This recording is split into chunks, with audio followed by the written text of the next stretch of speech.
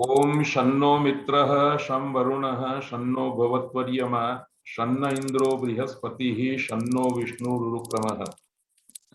ओम पूर्णमदः पूर्णमिदं पूर्णात् पूर्णमुदच्यते पूर्णस्य पूर्णमादाय पूर्णमेवावशिष्यते। ओम शांतिः शांतिः शांतिः। बृहद गुजरात संस्कृत परिषद तरफથી आयोजित શાસ્ત્ર સાહિત્યના વિવિધ ગ્રંથોના પરિચય માટેની આ પ્રવચન માળામાં ઉપસ્થિત સહુ અધ્યાપક મિત્રોનું, વિદ્યાર્થી ભાઈઓ અને બહેનોનું હાર્દિક સ્વાગત છે। આજે આપણી વચ્ચે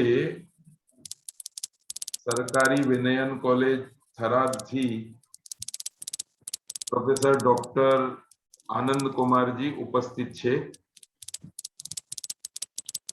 તેઓએ પ્રાચીન પરંપરાથી સંસ્કૃત શાસ્ત્રોનો અભ્યાસ કર્યો છે અને એ પછી આધુનિક શિક્ષણ બી મેળવ્યું છે। યુપીએસસી પરીક્ષા પાસ કરીને તેઓ અત્યારે થરાદની આર્ટ્સ કોલેજમાં સંસ્કૃત વિષય ભણાવે છે। માનનીય આનંદભાઈ આજે આપણને ભર્તૃહરિના નીતિ શતકનો પરિચય કરાવવાના છે। नीति के कारण ही मनुष्य मनुष्य है और यदि मनुष्य के पास कोई नीति नहीं है तो वो पशु के समान है। ये जो नीति है इसको समग्र संस्कृत साहित्य में बहुत ही सरलता से और बहुत ही उत्तमता से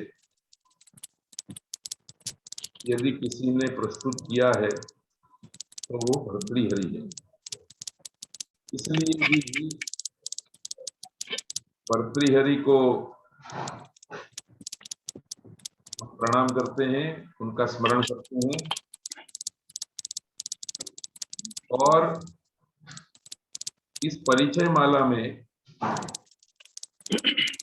जो भी अध्यापक, जो भी वक्ता उपस्थित हो रहा है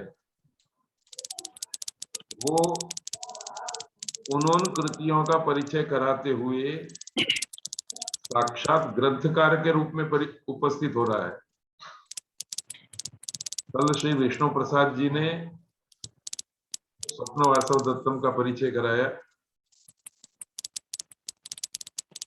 जब उनका प्रवचन चल रहा था तब वो स्वयं भास के रूप में थे। इसी तरह से आने वाले प्रवचनों में भी उपस्थित होने वाले सभी वक्ता जिस कृति का परिचय कराएंगे वे उस कृति के कर्ता के रूप में हमारे बीच में प्रस्तुत होने वाले हैं। ये भी हमारा अहोभाग्य है। इसलिए मैं आज भर्तृहरि को वचनों के माध्यम से साक्षात्कृत करने के लिए उपस्थित सभी श्रोत्रीगण का भी हार्दिक स्वागत करता हूं बृहद गुजरात संस्कृत परिषद की ओर से। और विशेष रूप से आज जो भर्तृहरि का रूप लेकर के नीति शतक को केंद्र में रख करके इस प्रवचन माला में उपस्थित हो रहे हैं उन प्रोफेसर डॉक्टर आनंद कुमार जी का भी परिषद की ओर से मैं हार्दिक स्वागत करता हूं और उन्हें सादर विनंती करता हूं कि वो हम सभी लोगों को नीति शतक का परिचय कराएं। Professor doctor Anand Kumar ji.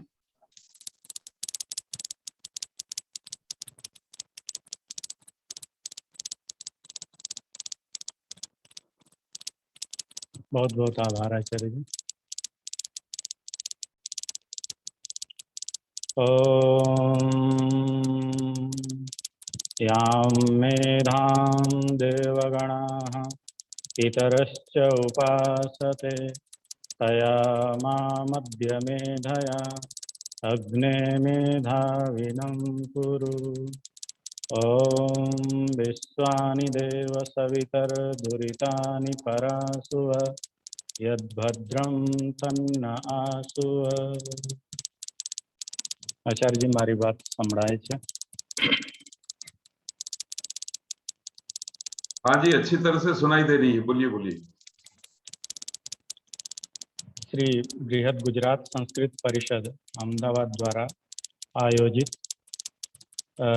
ग्रंथ परिचय प्रवचन माला के समस्त आयोजक मंडल एवं सभ्यजनों का मैं हृदय से आभारी हूँ। पूज्य आचार्य श्री प्रोफेसर कमलेश कुमार चौकसी सर का भी आभारी हूँ कि यह अवसर प्रदान करके मुझे कृतार्थ किया कि मैं अपने सामान्य जो भी बुद्धि है उसके अनुरूप महाकवि या महावैयाकरण भर्तृहरि के नीति शतक से संबंधित जो तथ्य हैं उनको आप सबके समक्ष प्रस्तुत करने का यथामति प्रयास करूंगा। सर्वप्रथम महाकवि भर्तृहरि, अब उनको कई रूपों में देखा जाता है।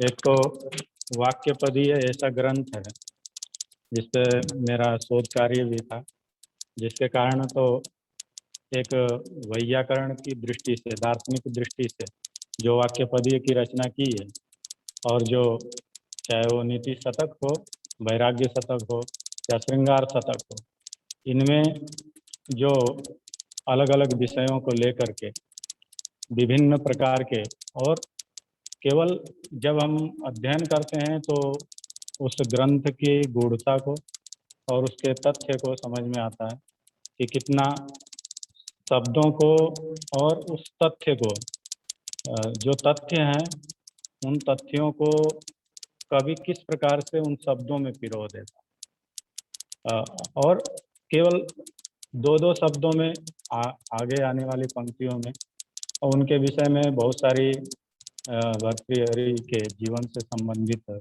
किंवदंतियाँ भी हैं और उनके बारे में तो ऐसे भी है, ऐसे तथ्य भी आते हैं कि उनकी 300 रानियाँ थी, और ये कोई साक्ष्य तो नहीं है, पर ये आचार्य मेरु तुंगाचार्य प्रबंध चिंतामणि में कुछ साक्ष्य उद्धृत करते हैं कि उनकी जीवन के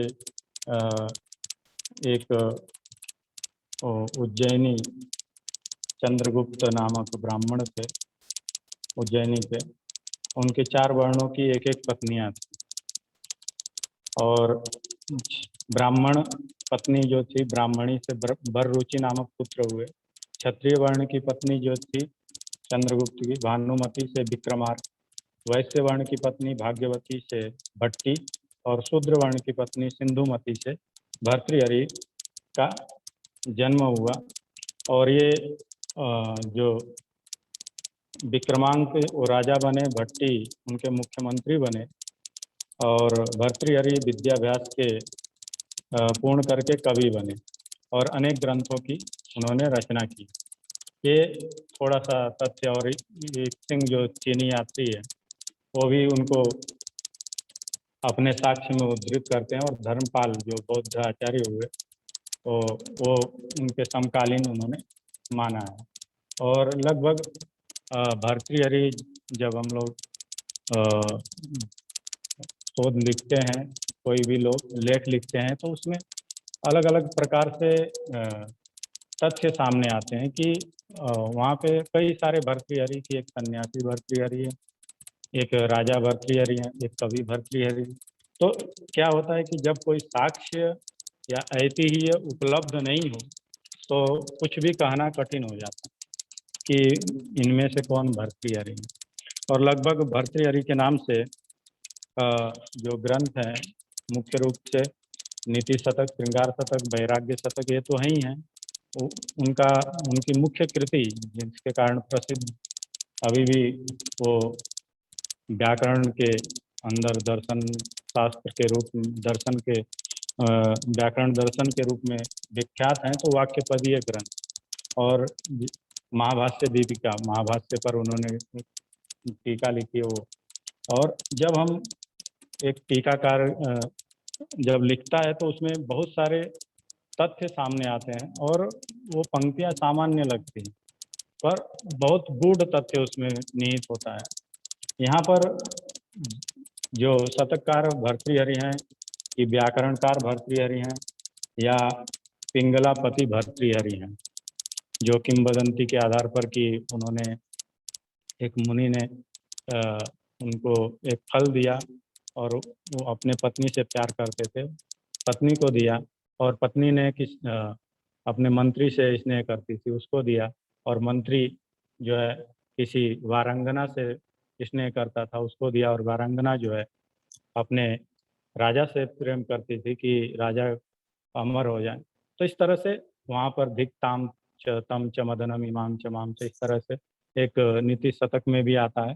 तो ऐसे कई सारे तथ्य हैं कि भर्तृहरि कौन, और कोई भी हो, पर जब हम एक ग्रंथकार के रूप में उनको देखते हैं तो चाहे वो शतक के रूप में हो या व्याकरण दर्शन के प्रख्याता के रूप में हो, व्याख्याता के रूप में हो, एक सूक्ष्म तरीके प्रतिपादन करते हैं। वो कोई भी विषय हो, चाहे वो नीति शतक में प्रतिपादन कर रहे हो या श्रृंगारिक वर्णन कर रहे हो या वैराग्य से संबंधित वर्णन वैराग्य शतक में कर रहे हो। और जो नीतिक शतक का साहित्यिक प्रकार है, तो मुख्य रूप से काव्य का प्रकार तो दो ही है, दृश्य और श्रव्य। तो दृश्य में तो रूपक और उपरूपक आते हैं, श्रव्य में गद्य पद्य चंपू, और पद्य में महाकाव्य लघु काव्य के रूप में जो है प्रबंध काव्य। तो प्रबंध काव्य में मेघदूत आदि आ जाते हैं। मुक्तक के रूप में नीति शतक आते। मुक्तक की जो भी परिभाषाएं दी गई हैं उन परिभाषाओं के आधार पर नीति शतक, वैराग्य शतक, श्रृंगार शतक, ये अपने आप में उस पर प्रामाणिक रूप से खरे उतरते हैं। और जैसा कि अग्नि पुराण में भी मुक्तक की परिभाषा दी है, मुक्तकम श्लोक एकैकम चमत्कार क्षमः सताम। एक एक श्लोक में चमत्कार होता है।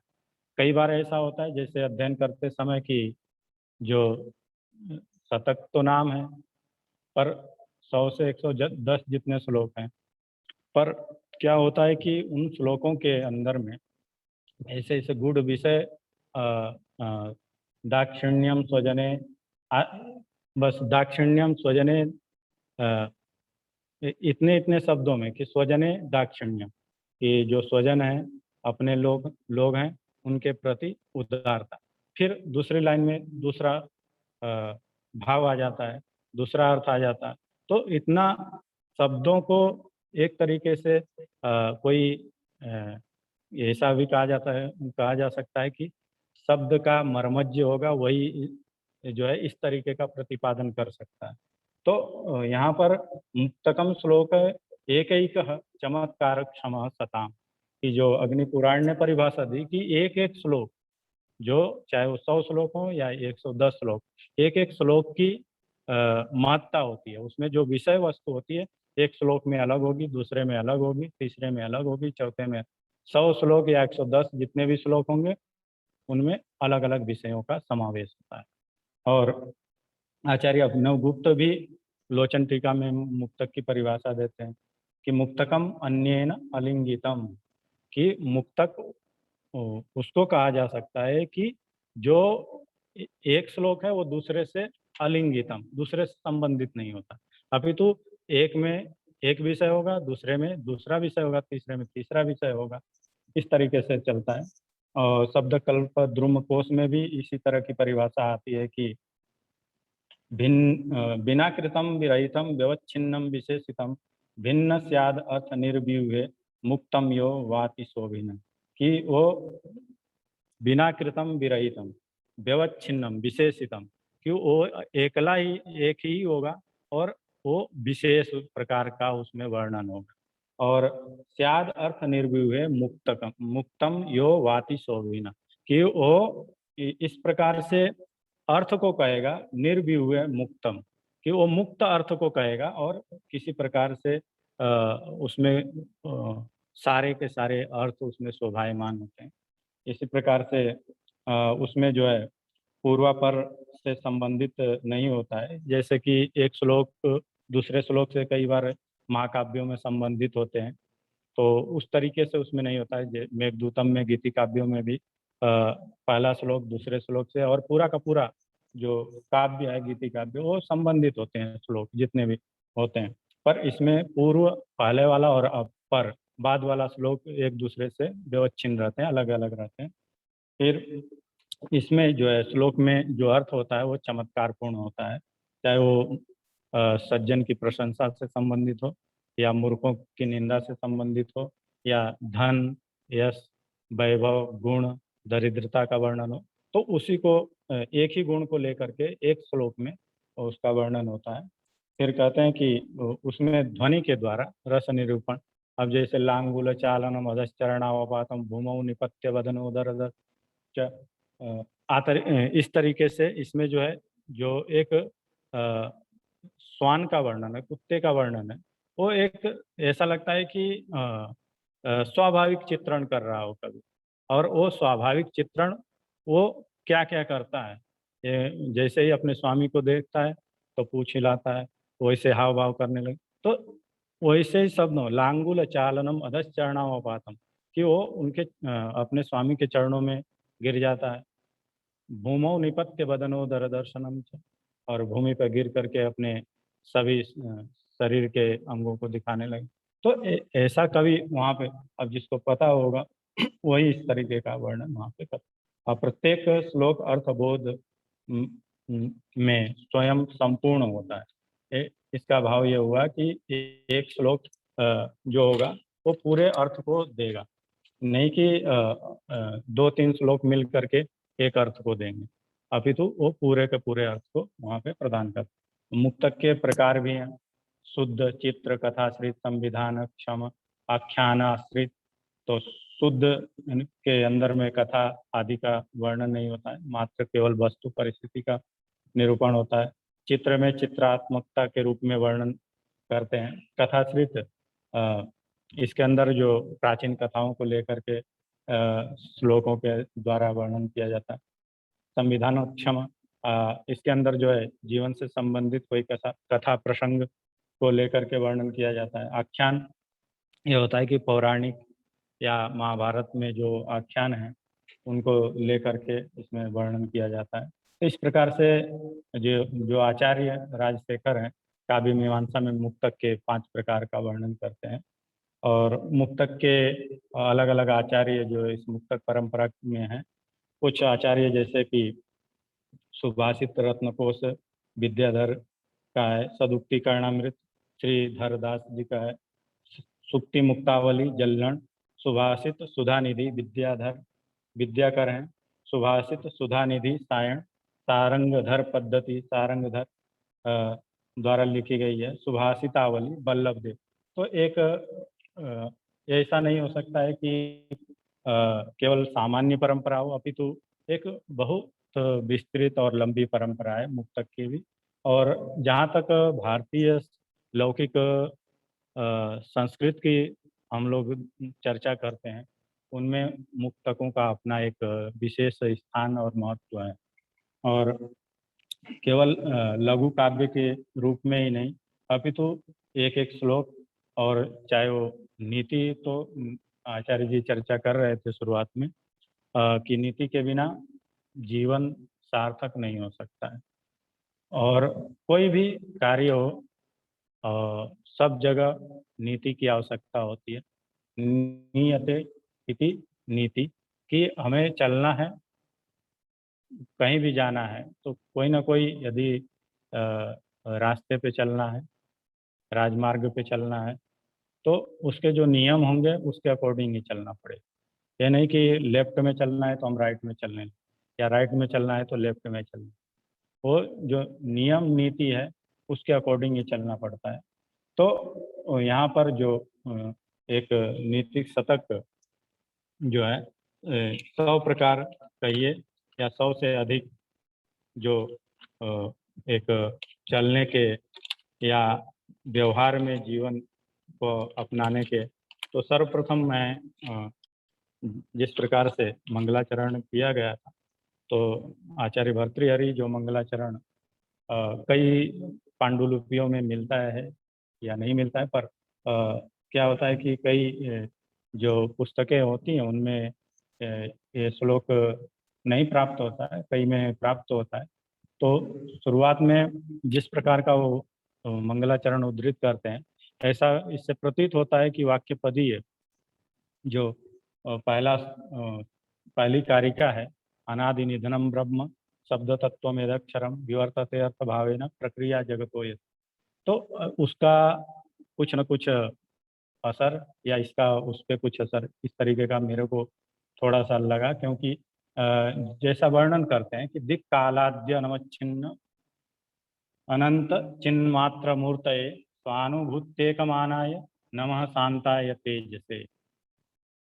ये मंगलाचरण में उद्धृत करते हैं कि दिक् कालादि अनवच्छिन्न अनंत चिन्मात्र मूर्तये, दिक् दिशाओं कालादि से, अनवच्छिन्न दिशाओं से भी, और काल आदि से जो अनवच्छिन्न है, जो ढका हुआ नहीं है, और फिर कहते हैं अनंत, इन सब से अनंत है। जहाँ तक हमारी दृष्टि जा रही है, दृष्टि में जो भी कुछ दिखाई दे रहा है, चाहे वो दिशा के रूप में हो या वर्तमान भूत भविष्य जो भी हो, इन सब से अनवच्छिन्न, जो इनसे परे है, ढका हुआ नहीं है, वह अनंत अचिन्ह मात्र, वो चैतन्य मात्र है।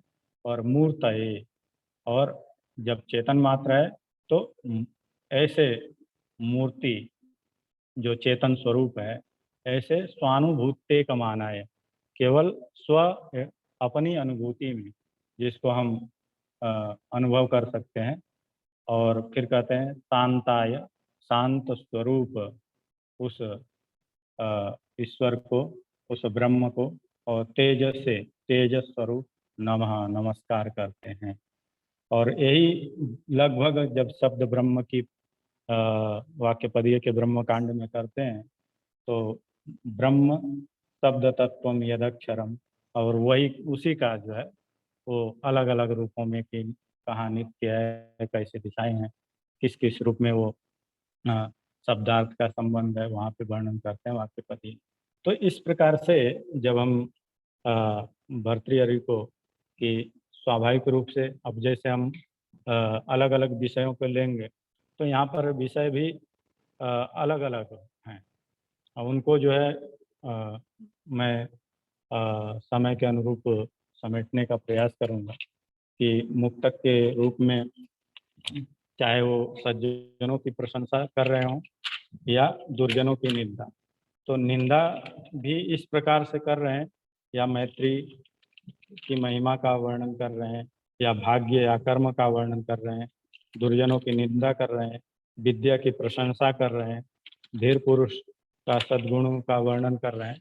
तो वो एक एक शब्दावली जब हम देखते हैं तो बहुत ही सुंदर शब्दों के द्वारा उनकी, चाहे वो विषय प्रतिपादन हो या अलंकार निरूपण हो, और लगभग छंद की जो छंदों में, अब हर एक श्लोक एक ही छंद में नहीं है, अभी तो अलग अलग छंदों में है।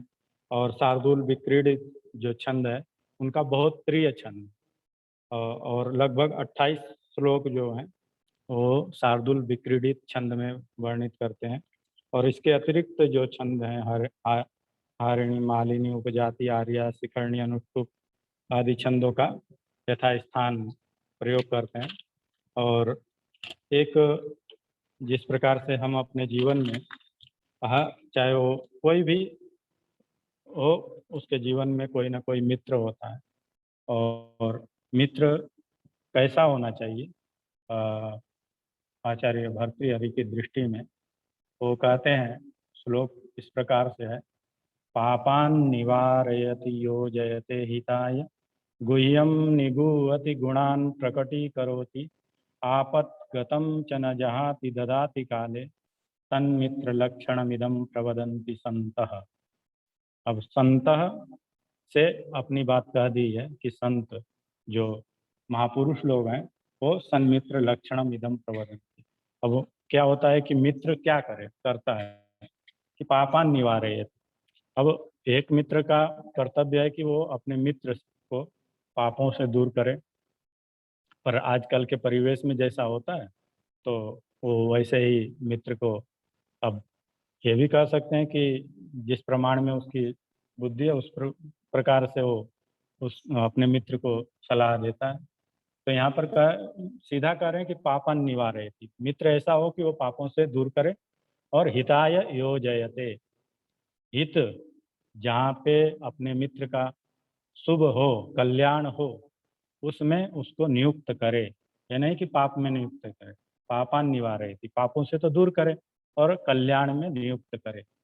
गुह्यम च गुवती, जो गोपनीय है उसको छिपाए। और गुणान प्रकटी करो, यदि दोष भी हो अपने मित्र में तो उसको तो कहे कि तुम्हारे में ये दोष है, पर दूसरे के साथ उसको शेयर ना करें। और कई बार ऐसा होता है कि जो भी है वो साक्षात बतला दिया जाता है, तो ये मित्र के परिभाषा में नहीं आता है। गुणान प्रकटी करोति, और गुणों को प्रकाशित करे।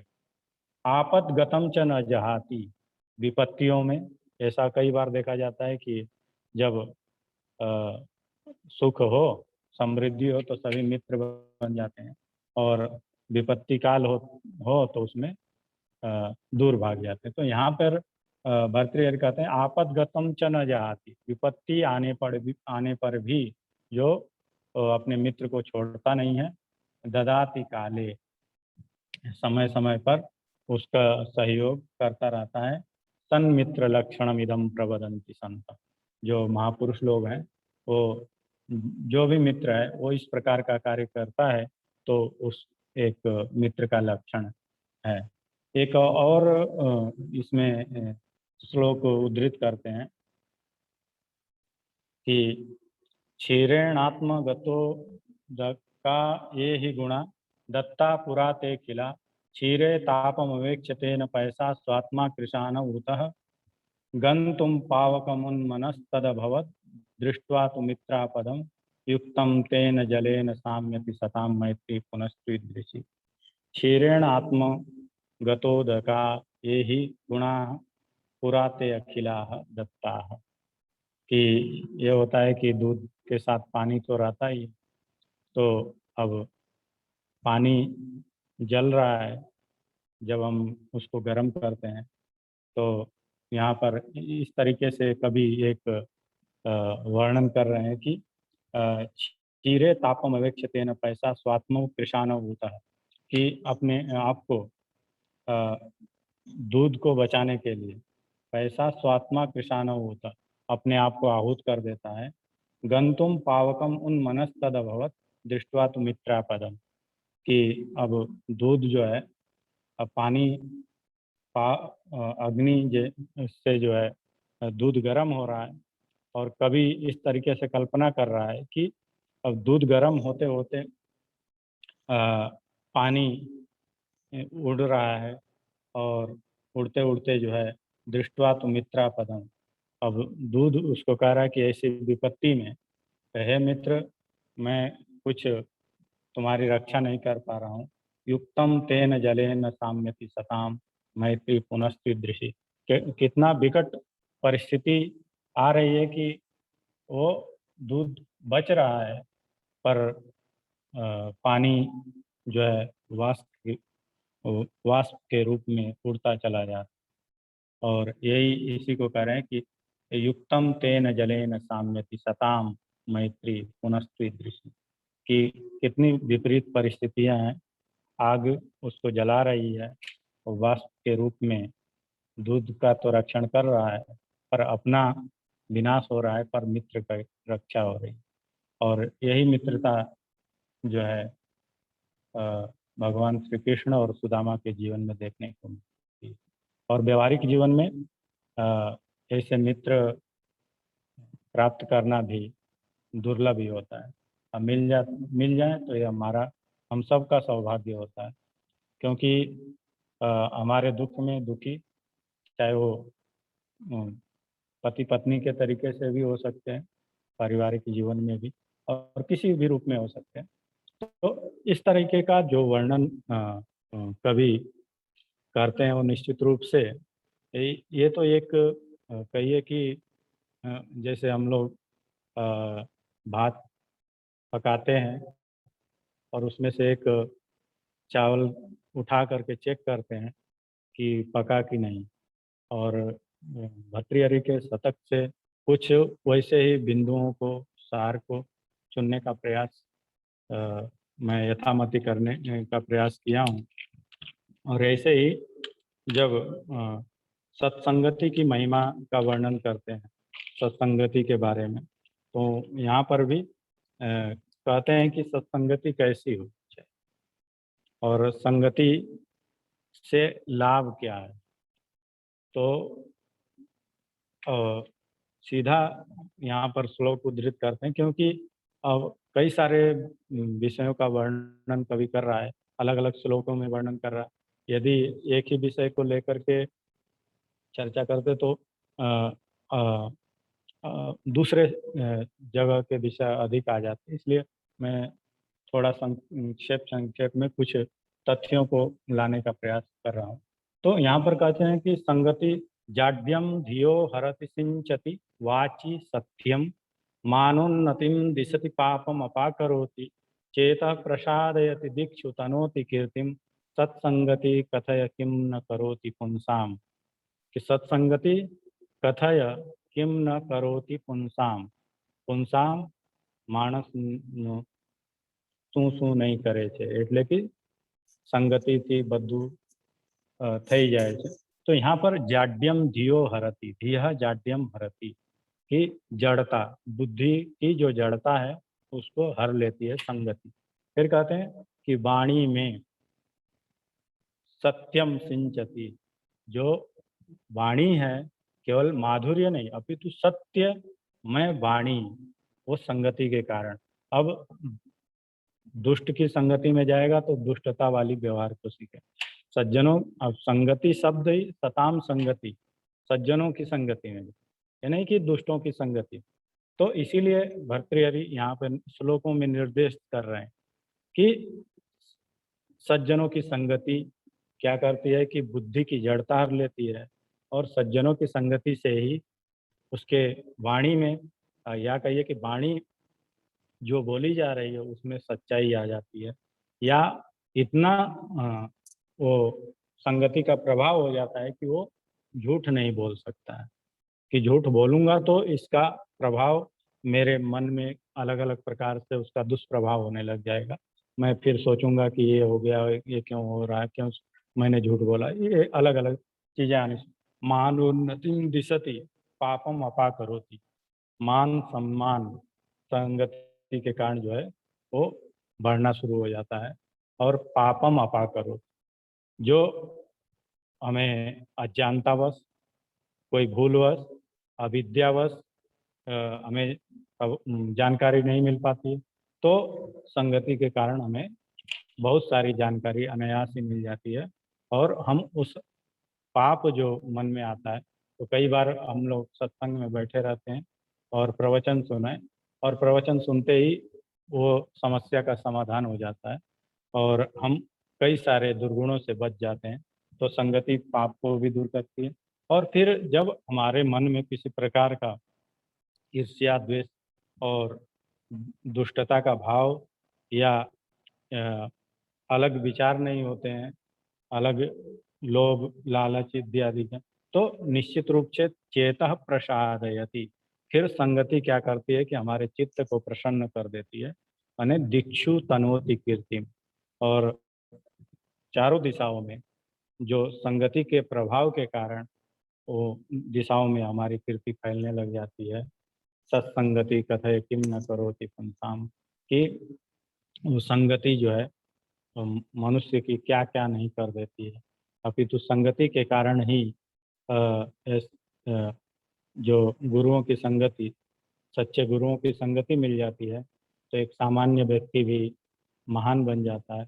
गुरुओं का केवल उपदेश और उनका सानिध्य भी मिल जाता है तो सामान्य जड़ बुद्धि भी अ, एक कहिए कि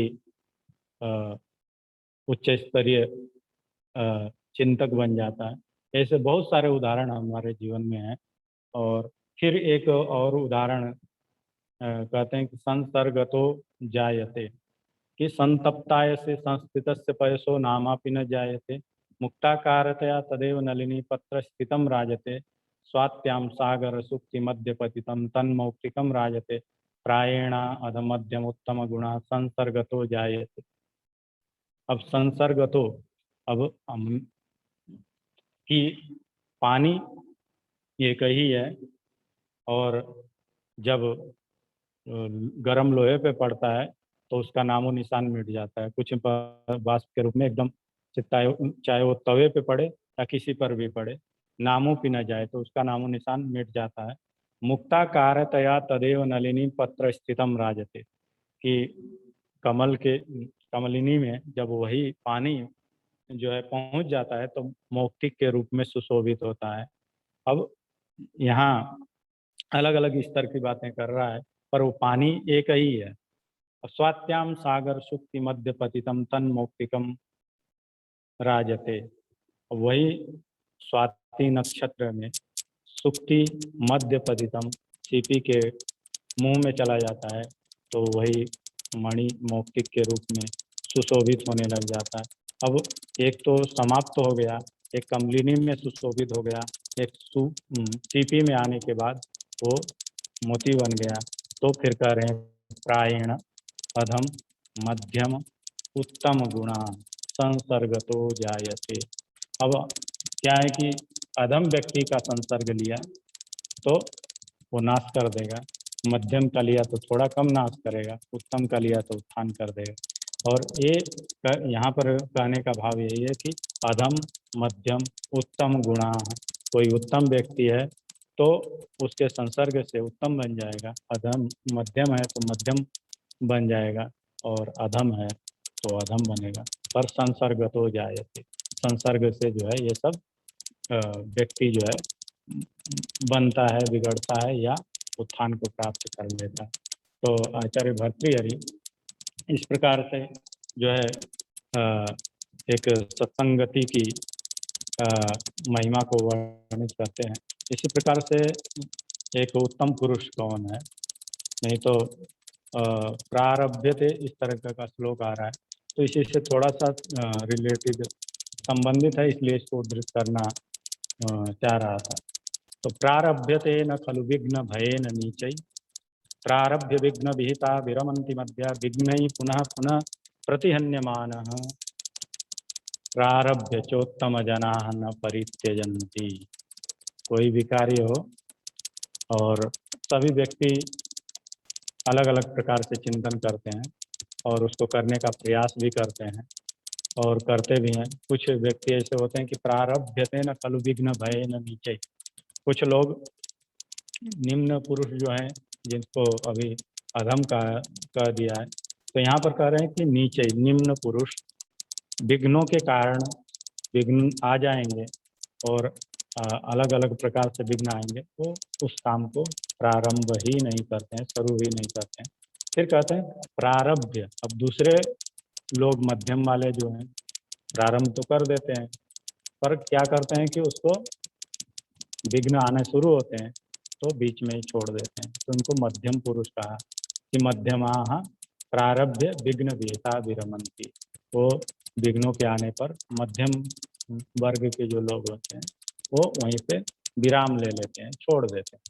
फिर कहते हैं विघ्न पुनः पुनरपि प्रतिहन्यमान, विघ्नों के बार बार आने पर भी जो अपने काम में सतत गतिशील रहता है उसको करता ही रहता है, तो वो जो है प्रारब्ध चोत्तम जना न परित्यजन्ति। इस प्रकार से जो प्रारंभ किया उसको अंतिम तक चाहे कितने भी विघ्न बाधाएं आ जाए उसको छोड़ता नहीं है, वो उत्तम पुरुष की श्रेणी में आ जाता है।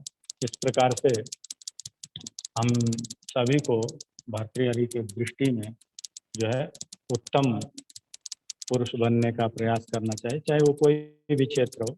और उस क्षेत्र में जब व्यक्ति प्रयास करता है तो विघ्न तो निश्चित रूप से आने ही हैं। और विघ्न, परेशानियां, समस्याएं आती हैं तो निश्चित रूप से भगवान श्री राम और भगवान श्री कृष्ण के जीवन में जितनी भी विघ्न बाधाएं आए वो उस समय भी उतने ही प्रासंगिक हैं और इस समय भी उतने ही प्रासंगिक हैं। इस समय तो और भी अधिक प्रासंगिक हैं। हम उनके जीवन में जितने विघ्न आए हैं और हमारे जीवन में उस प्रकार के विघ्न, केवल 1 वर्ष का वनवास हम लोग अपने जीवन में स्वेच्छा से ही धारण करके देखें और अपने आप को मानसिक रूप से और शारीरिक रूप से स्थापित करके देखें तो वहाँ पर भी आनंद है। और यदि हमारा मानसिक स्तर तैयार नहीं है तो चाहे वो राजभवन में हो या जंगल में हो, कहीं भी सुख नहीं प्राप्त हो सकता है। तो इसी प्रकार से विघ्न जो आते हैं वो एक स्वाभाविक रूप से कोई भी व्यक्ति हो उसको महान बना देते हैं। और विघ्नों का आना और चले जाना ये हमारे जीवन को कहिए कि उन परेशानियों के होते हुए भी हमें उस स्तर की क्षमता, उस स्तर की कुशलता, उस स्तर की कह लीजिए कि समस्या समाधान की शक्ति प्रदान करते हैं। और चाहे वो मानसिक शक्ति हो या शारीरिक सहन करने की शक्ति हो, वो सभी दे देते हैं। विद्या की प्रशंसा में भी कभी काफ़ी कि विद्या विहीन पशु, कि विद्या से जो रहित है, विद्या अज्ञान वो कोई भी हो सकता है, उससे जो रहित है वो निश्चित रूप से ऋणम न खादन नपि जीवमान तद्भागधेयम परमम पशुना, कि वो इस प्रकार का कि उसके पशुओं की तरह केवल शरीर नहीं है अपितु वो पशु ही है। इस तरीके से एक कटाक्ष करना और ज्ञान के उस महत्व को प्रतिपादित करना। कभी शब्दों में कहता है विद्या नाम नरस्य रूपम अधिकम प्रच्छन्न गुप्तम धनम, विद्या भोग करी यश सुख करी, विद्या गुरुणाम गुरु, विद्या बंधु जनो विदेश गमने, विद्या परा देवता, विद्या राजसु पूजिता नहीं धनम, विद्या विहीन पशु। कभी शब्दों को कितना सही तरीके से चयन कर रहा है। विद्या नाम नरस्य रूपम अधिकम, कि विद्या एक ऐसी है जो कि मनुष्य के लिए वो रूप या कह लीजिए कि हमारे आकार प्रकार से भी अधिक प्रशंसनीय है। और प्रच्छन्न गुप्तम धन, वो बाह्य धन नहीं, प्रच्छन्न गुप्त धन है और छिपा हुआ धन गुप्त धन है, जो कोई देख नहीं सकता, कोई जान नहीं सकता कितना। अब ये इसी प्रसंग को लेकर के महर्षि अष्टावक्र की हम कहानी सुनते होंगे कि वो जब महाराज जनक की राजसभा में जाते हैं तो अष्टावक्र 8 अंगों से टेढ़े थे, तो उनके जो पौरोहित्य वर्ग, जिनको कहिए कि ज्ञानी वर्ग, विद्वत समाज, उन पे हंसने लगा। तो कटाक्ष के रूप में वो कहते हैं कि राजन, आपके सभा में क्या, आपकी सभा मूर्खों की सभा है क्या, कि किसी व्यक्ति का आकलन बाह्य स्वरूप से किया जा रहा है, उसके वैदुष्य से नहीं। तो यही है कि हम बाह्य चाहे वो वेशभूषा हो या आकार प्रकार हो, स्वरूप हो, उसको देख करके ही एक विद्वान का आकलन कर लेते हैं, अपितु उसके आंतरिक या कितना ज्ञान है उसका आकलन नहीं कर पाते हैं। विद्या भोग करी, और विद्या में हर एक प्रकार का, अब ज्ञान है तो निश्चित रूप से हर एक प्रकार से हम अपने बौद्धिक सामर्थ्य का प्रयोग करके हर प्रकार की सामग्री का चयन कर सकते हैं। यश सुख करी, यश और सुख देने वाली है विद्या, गुरु नाम गुरु। विद्या जो है वो गुरुओं की भी गुरु है। और फिर कहते हैं विद्या बंधु जनों विदेश गम, चाहे वो हम किसी अपने बंधु बांधवों के पास जाएं या परदेश या विदेश में चले जाएं, तो भी विद्या हमारा उतना ही सहयोग करती है। एक राजा भी चला जाए तो भी उसका उतना सम्मान नहीं होता है। एक विद्वान चला जाए तो उसका सम्मान अधिक होता है। और विद्या परा देवता, परम देवता है मुख्य रूप से। राजसु पूज्यते न तो धनम, कि वो राजाओं के द्वारा भी पूजी जाती है, पर वो धन के रूप में नहीं, अपितु विद्वानों की पूजा हो सकती है। राजा की पूजा तो उसका एक स्थान पे हो सकता है, पर विद्या से युक्त व्यक्ति की पूजा जो है हर जगह होती है। और विद्या विहीन पशु, इतना सब कुछ कहने के बाद कि अब विद्या से जो रहित है, एक ही पंक्ति, छोटी सी पंक्ति में कह दिया कि विद्या विहीन पशु। और ये सारे गुण विद्या में हैं। यदि विद्या से युक्त नहीं है कोई पुरुष, कोई व्यक्ति, तो निश्चित रूप से वो पशु के तुल्य है। सब कुछ कहने के बाद कि इतना इतना विद्या वाला है, और एक ही शब्द में विद्या विहीन, विद्या से रहित पशु। तो यही मतलब छोटे छोटे शब्दों में एक कहिए कि गूढ़ रहस्य को पिरोना, ये कवि की सामर्थ्य होती है। फिर इसी को जो है विद्या को लेकर के दूसरे श्लोक में कहते हैं कि हर्तुर याति न गोचरम किमपि संपुष्णाति यत् सर्वदा अप्यर्थिभ्य प्रतिपद्यमान मनीषम प्राप्नोति वृद्धिं पराम कल्पान्ते स्वपि न प्रयाति निधनम विद्याख्यमंतर्धनम येषां तान् प्रतिमान मुज्यत नृपः कस्तै सह स्पर्धते। कि उसके जो भी, क्योंकि विद्या रूपी जो धन है वो किसी को दिखाई तो दे नहीं रहा, तो उसको चुरा भी नहीं सकता, उसको चुरा भी नहीं सकता है। और जो पढ़ा रहा है या पढ़ रहा है और पढ़ा रहा है, तो निश्चित रूप से संपुष्णाति सर्वदा, कि जो भी पढ़ा रहा है उसमें वो पढ़ेगा तभी पढ़ाएगा, और पढ़ाएगा तो उसका भी चिंतन बढ़ेगा। तो कह रहा है कि वो जो भी पढ़ाने वाला है उसकी वृद्धि उसमें हो रही है। और अप्यर्थिभ्य प्रतिपद्यमान मनीषम प्राप्नोति वृद्धिं परा। अर्थिभ्य એટલે कि शिष्यों को, विद्यार्थियों को जो भी हम पढ़ाते हैं, तो निश्चित रूप से उसके पढ़ाने से पूर्व हम लोग देखते हैं। तो यहाँ पर कह रहे हैं कि अनिशम दिन प्राप्नोति वृद्धिं पराम, वो वृद्धि को प्राप्त हो रही है। कल्पांतेष्वपि न प्रयाति निधनम, कल्पांतों में भी वो समाप्त नहीं होती है। विद्याख्यम अंतर्धनम, वो अंतर जो बुद्धि में निहित विद्या रूपी धन है वो कभी भी खत्म नहीं होता है। येषां तान् प्रतिमान मुज्यत नृपः, कि जो इस प्रकार के ज्ञान को धारण करने वाले विद्या रूपी विद्वान हैं, नृपः कष्टै सह स्पर्धते, कि वो राजा किस प्रकार से उनके साथ स्पर्धा कर सकता है, अभी तो राजा तो कर ही नहीं सकता है। तो इस तरीके से विद्या संगति और भी बहुत सारे प्रसंग नीति शतक में है, और उनका प्रतिपादन इस अल्प समय में शायद मेरे जैसे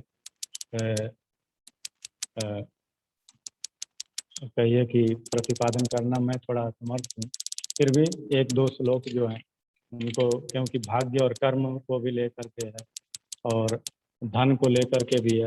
धन को लेकर के तो यहाँ तक कह देते हैं कि यस्यास्ति वित्तम सगुणः कुलीन,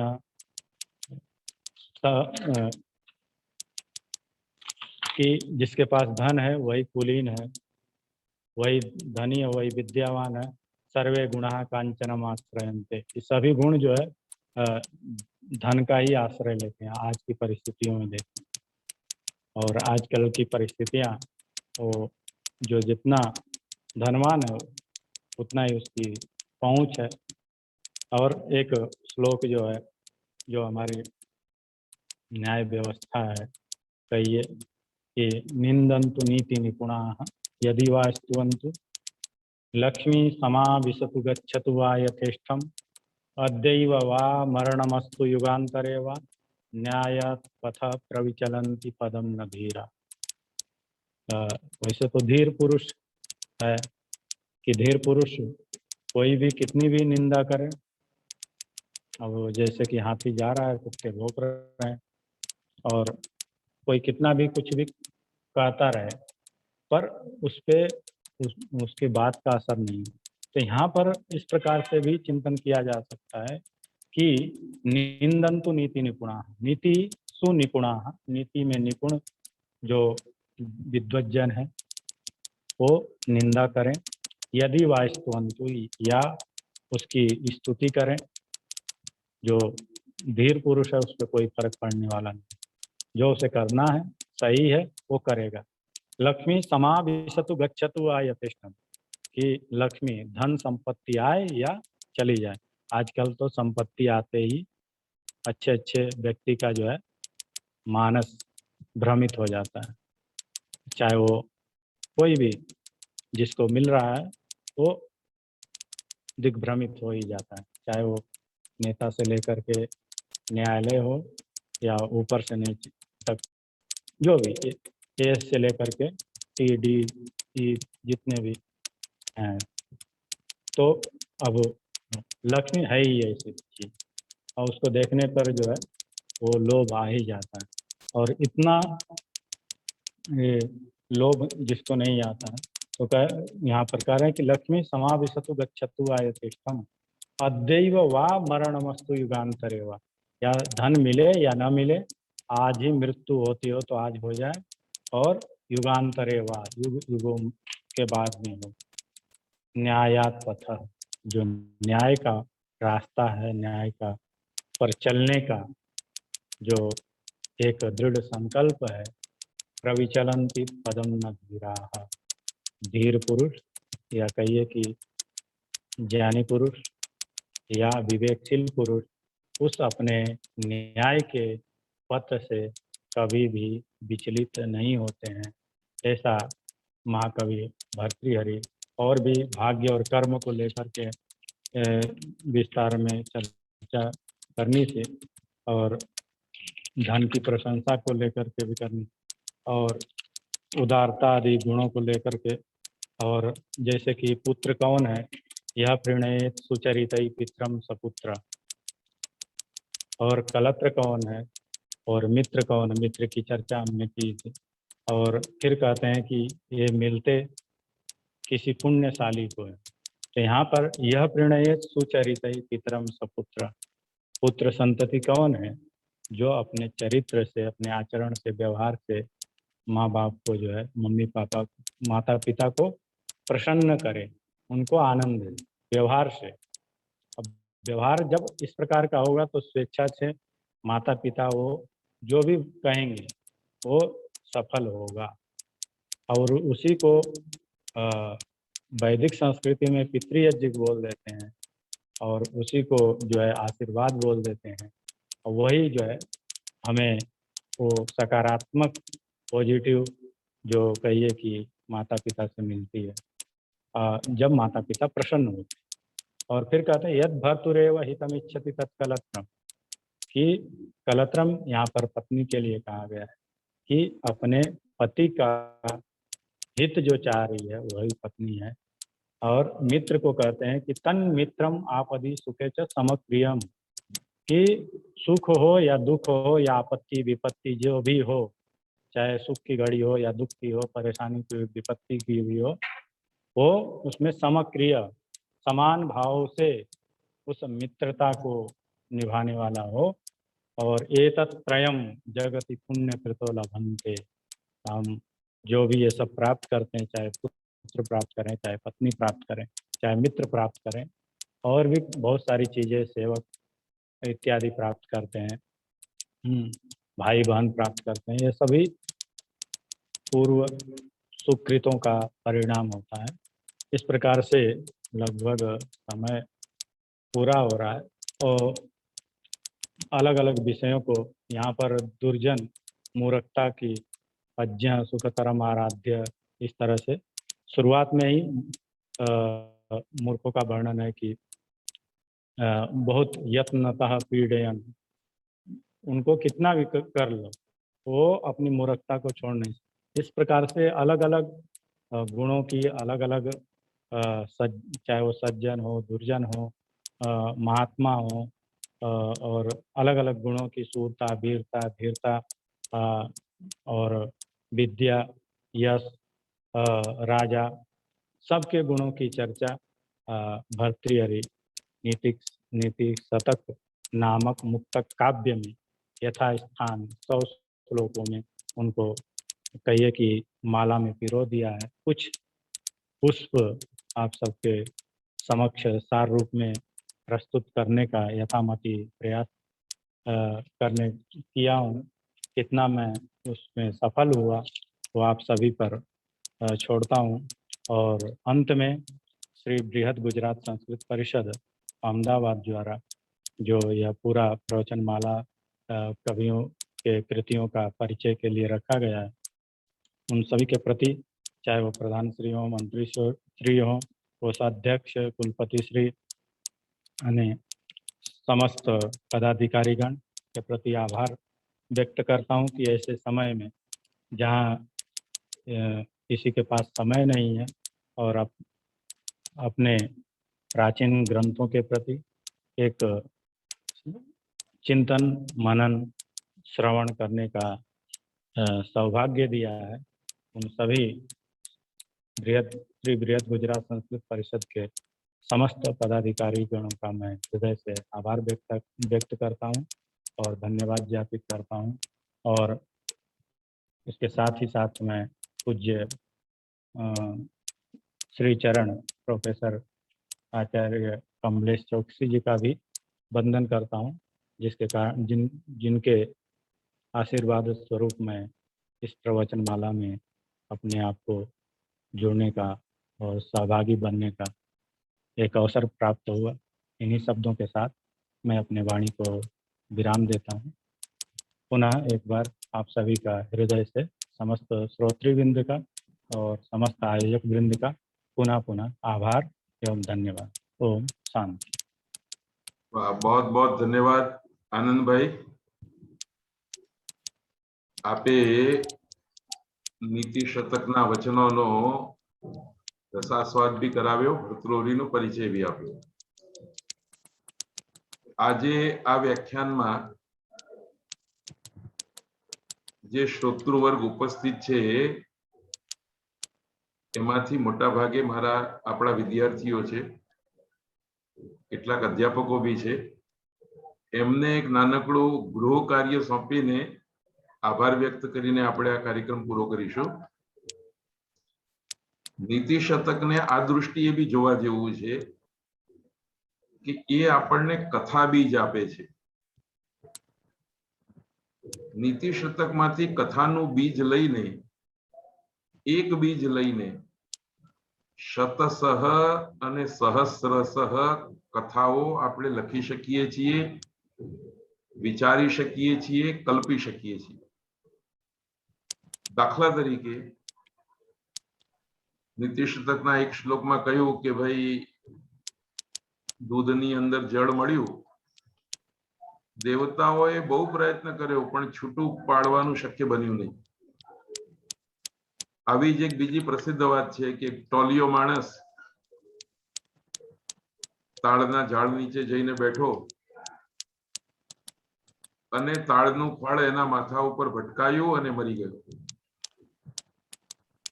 તો જો નીતિની દૃષ્ટિએ આવા બધા જે વર્ણનો કર્યા છે એ વર્ણનો કથાનું બીજ છે। આપણે આપણી આસપાસ ઘટતી કોઈ કથાને નજર સામે રાખીએ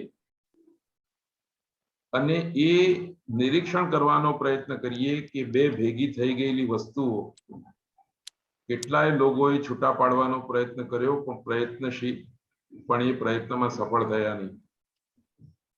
ગુરુ શિષ્યના સંબંધમાં બી આ વાત આપણે જોઈ શકીએ. એક ગુરુની કલ્પના કરીએ, એક શિષ્યની કલ્પના કરીએ. એ બંનેના વ્યવહારમાં કેટલીક બાધાઓ મૂકીએ, કેટલાક પ્રતિનાયકો મૂકીએ અને છેવટે કથાનો ઉપસંહાર કરીએ કે લોકોએ બહુ પ્રયત્ન કર્યો પણ આ ગુરુ શિષ્ય એકબીજાથી છૂટા પડી શક્યા નહીં. એવી જ રીતે ભાઈ બહેનના રિશ્તામાં, પતિ પત્નીના રિશ્તામાં, પિતા પુત્રના રિશ્તામાં, વ્યાપાર અને ગ્રાહકના રિશ્તામાં અને કોરોના કાળમાં વૈદ્ય અને રોગીના રિશ્તામાં બધી જ જગ્યાએ આ જોઈ શકાય એવું છે. તો હું એ વિનંતી કરું છું કે આવું એક કોઈ બીજ લઈને, નીતિશાસ્ત્રનું બીજ લઈને આપણે કોઈ પ્રસંગને કલ્પીએ અને એ કલ્પેલા પ્રસંગને અક્ષરબદ્ધ કરીએ. આ રીતે વિચાર વિસ્તાર કરવાનું, સાહિત્યમાં નવસૃજન કરવાનું સામર્થ્ય પણ નીતિશાસ્ત્રના વચનોમાંથી આપણને પ્રાપ્ત થઈ શકે છે. આટલી વાત કહીને બૃહદ ગુજરાત સંસ્કૃત પરિષદ તરફથી ભાઈ શ્રી આનંદ કુમારજીનો હું હાર્દિક આભાર માનું છું અને ઉપસ્થિત સૌ શ્રોતાગણોનો પણ હું હાર્દિક આભાર માનું છું. નામ સંકીર્તન કરતો નથી, પરંતુ બધા જ બહુ જ પ્રેમ અને શ્રદ્ધાથી આ પ્રવચનમાળામાં જોડાય છે. એ સૌને વંદન કરીને, આભાર માનીને આજનો આ કાર્યક્રમ પૂરો કરીશું. આવતીકાલે આપણી વચ્ચે પ્રોફેસર જગત તરૈયા આવવાના છે, જેઓ સરકારી વિનયન મહાવિદ્યાલય ચોટીલામાં સંસ્કૃતના અધ્યાપક છે અને બહુ સુંદર વક્તા છે. એવો કાલિદાસના વિક્રમ ઉર્વશી એમનો પરિચય કરાવશે. તો સૌને આવતીકાલે ઉપસ્થિત રહેવા માટે હાર્દિક નિમંત્રણ છે. ધન્યવાદ.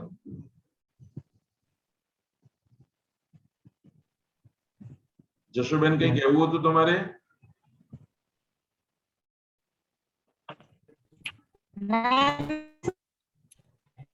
હા બોલો બેન, શું કહેવાનું હતું?